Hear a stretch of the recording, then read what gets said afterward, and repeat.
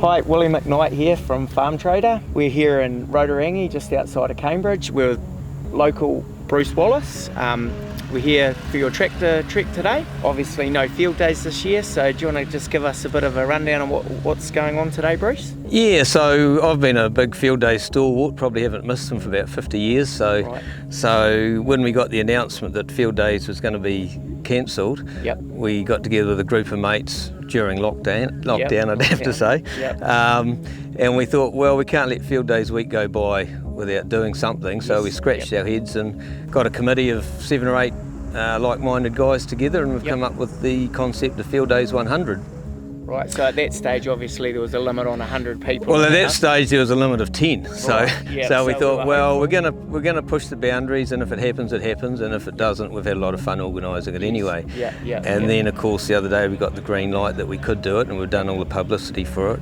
So the aim was to get 100 locals on their tractors turning up and putting on a complimentary breakfast, and then lunchtime going for a drive around the district in what we're going to call a convoy of tractors. So and obviously everyone's giving a $10 donation, Bruce. Yeah, $10, and they bring a few refreshments in, and we're pooling it all in there, and the sponsors have come to the party with our complimentary breakfast. Right, so you've got Silver Fern Farms down there, so Silver Fern Farms, Simon Bosch is our rep, been fantastic, 500 sausages for our sausages and eggs.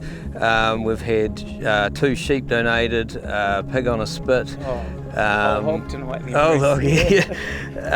And then of course the whole setup itself, Bailey's Real Estate have come in and supplied the marquee for our beer tent, and the list goes on and on really. And we've got Agri-Quip here with some new tractors, Yamaha, shop. Cambridge Honda, TerraCare. They can win a ton of fertiliser if you go into their tent and sort of have a bit of a game. Bow spreading put on a bit. Bow spreading, they're here to show their trucks off too. And local fertiliser application company in Cambridge. And like we're here at your quarry, Bruce, you've been supplier of rotten rock for quite a few years, haven't you? Yeah, we've been going about 70 years. I'm not quite 70, but and the farm was bought in 1905, so I'm 4th generation, so no one else had ever owned the farm, so that's quite special in itself. So we're just carrying on doing what we're doing. Yeah, and you've got a bit of a John Deere collection yourself, Bruce? Yeah, a bit of a John Deere collection, sort of. Some of your tractors out behind us. They are. Yeah, they're the sort of the older one. Well, in the 90s, so they're not vintage, but they're still used every day. And for sure. Yeah, and we've got a bit of a John Deere sort of showpiece shed up there with a few bits and pieces in it. So And this is not the first time you've done something to attract a bit of attention, Bruce. A few years ago you built a baseball pitch in your maize paddock. We did. When I started growing maize, I sort of walked out in there one day and thought, oh, this would be cool to have a softball field or a baseball field out in the middle of the maize. It just feels pretty cool, and that was inspired by my favourite movie, which was Field of Dreams. I don't know if you've watched it, but a Kevin Costner movie. Yes, I do recall footage of your bare backside running. Maize paddock on the home show. Yeah, well, I always wanted to get nude on national TV,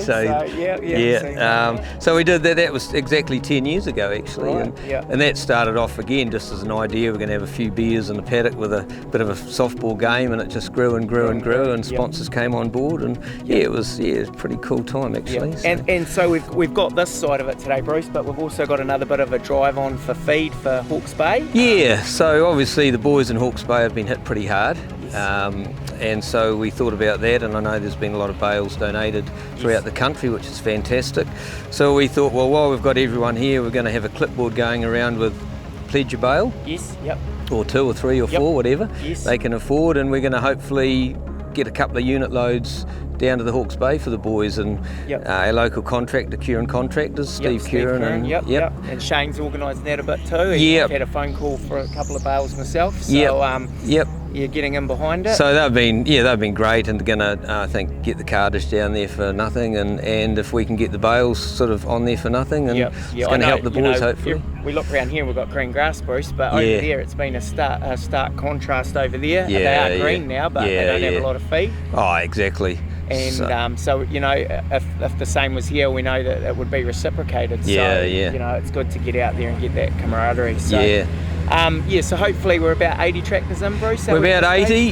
We've got about 7 or 8 coming in the gate. Oh yeah, there you go. So we want to get to 100. That's the aim. And I think we'll do that quite easily. So we're going to, at lunchtime, we're going to have a convoy around the district. So that's sort of the big drive of the day as well. Yep, everyone will be able to see all the tractors going around the block. And if we can get 100 tractors, the convoy should be about 1 kilometre long. So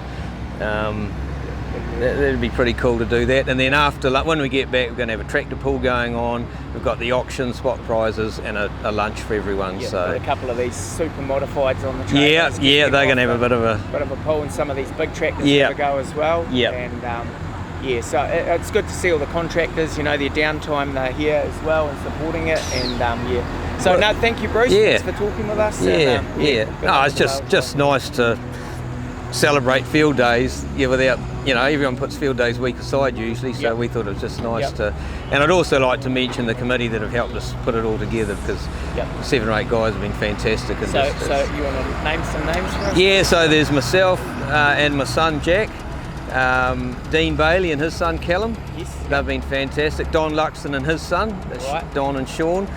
Ian Stewart, known as Pussy, and Owen.